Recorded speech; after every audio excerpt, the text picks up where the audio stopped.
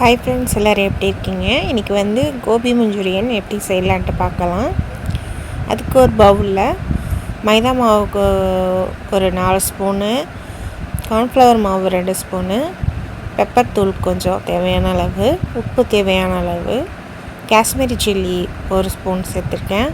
சேர்த்துட்டு இது எல்லாம் நல்லா மிக்ஸ் பண்ணி விட்டுக்கோங்க. இப்போ வந்து காலிஃப்ளவரை வந்து நல்லா வேக வச்சு எடுத்து வச்சுருக்கேன். அதையும் சேர்த்து நல்லா இந்த பவுடரோடு சேர்த்து தண்ணி இல்லாமல் ஃபஸ்ட்டு மிக்ஸ் பண்ணுங்கள். அப்புறம் லைட்டாக தண்ணியை ஊற்றி நல்லா 65க்கு செய்கிறாப்புல பிசைஞ்சு இந்த மட்டை எடுத்து வச்சுக்கிட்டு கொஞ்சம் ஒரு அரை மணி நேரம் ஊற விடுங்க. போதும். அரை மணி நேரம் ஊறினதுக்கப்புறம் நம்ம இதை வந்து எண்ணெயில் போட்டு பொரிச்சு எடுத்துட வேண்டியதான். எண்ணெய் காஞ்சதுக்கப்புறம் ஒன்று ஒன்றா இந்த மட்டை போட்டு நல்லா தனியாக விட்டு பொரிச்சு எடுங்க.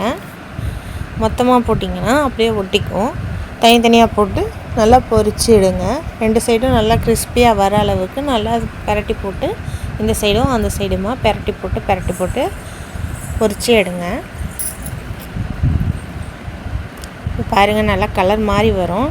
இப்போவே ஒன்று ஒட்டிக்கிச்சு பாருங்கள்.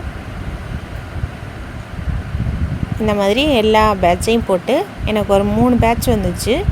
எல்லாத்தையும் போட்டு நான் பொரிச்சு எடுத்து வச்சுட்டு காமிக்கிறேன் உங்களுக்கு.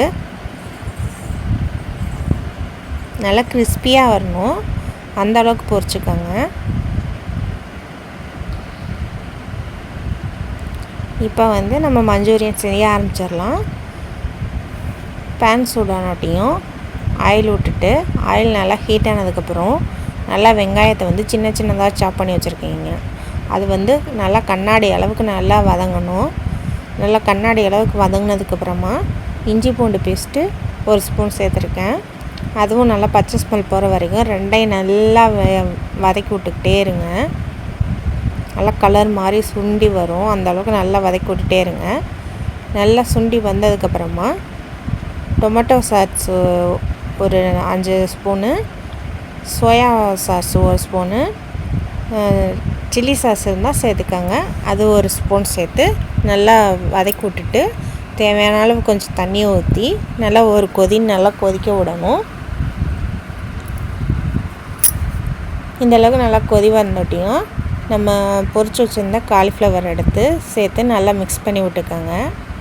இது கூடவே 1 ஸ்பூனு கார்ன்ஃப்ளவர் மாவு எடுத்து ஒரு கிண்ணத்தில் தண்ணி ஊற்றி கலந்து வச்சுருக்கேன்.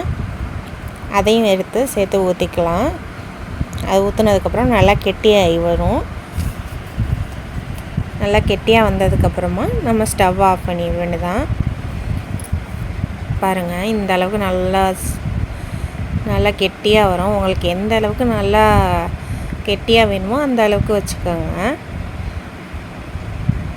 அவ்வளோதான், நம்மளோட கோபி மஞ்சூரியன் ரெடி ஆயிடுச்சு.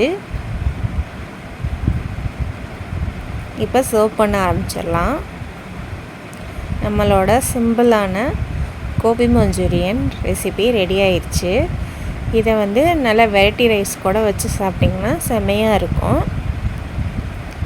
குயிக்காக ஈஸியாக நல்லா ஹோட்டல் ஸ்டைலில் சாப்பிடணும்னு நினைக்கிறப்ப இதை ஈஸியாக செஞ்சு நம்ம சாப்பிட்றலாம்.